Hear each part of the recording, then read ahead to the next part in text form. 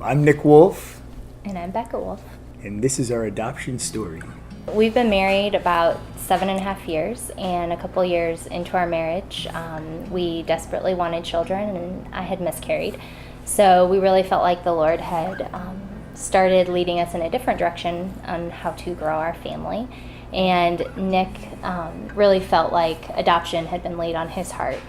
So we prayed about it for quite some time, and then the Lord opened my eyes and my heart, and we decided to go full force into international adoption. Yeah, and I would say the biggest verse that really led us to adoption was James 1:27, and visiting orphans and widows in their affliction, and just that when I read that, and with just everything that with infertility and all the stuff that we were dealing with as a couple in our marriage, it seemed more like almost a command. It seemed like, hey, this is something that we are called to do in some capacity.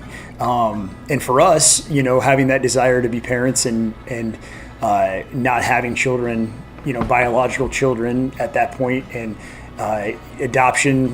pursuing adoption was, seemed like the right direction for us. Thankfully, the Lord actually lined several things up for us. The first being, there was a seminar that we were able to attend. It was just a night seminar at an agency, just to learn about adoption in general. And then after that, we had some friends who had used All God's Children as their agency. And so we started looking into them and talked to them on the phone quite a bit. Yeah.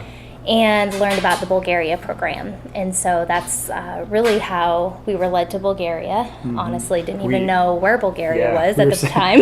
Where's Bulgaria, right? No idea. But now we just really, really love that country. And we were able to actually go there in October, which it was not even related to the adoption, but we were able to serve in some orphanages, and that grew our love for that country. One thing I'll add,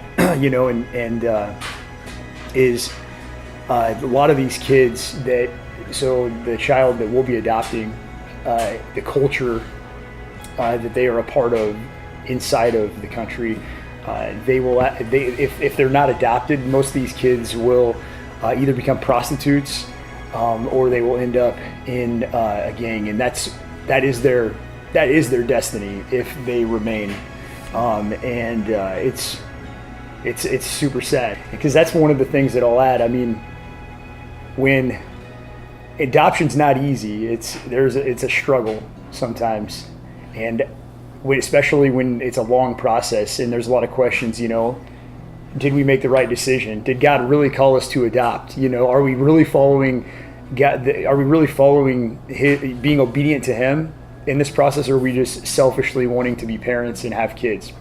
And so all those things go through your head, along the way, in the adoption journey, and then God presents, that fact through now friends, and that is the reality of these children. Just like God saved us, and we were orphans, and we had no hope. This child will experience the love of Christ through adoption. So, looking at the very large price tag of an international adoption is very overwhelming, but the Lord has just proven Himself to us over and over again, even when we have moments of, why are we doing this, or how are we going to pay this fee, or how are we going to update our home study this time around.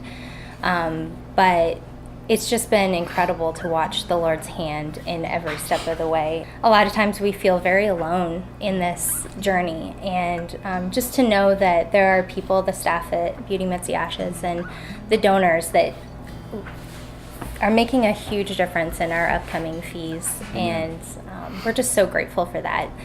So it relieves the financial burden, but it also just gives us that encouraging hope that means more to us than what we can even verbalize. Right.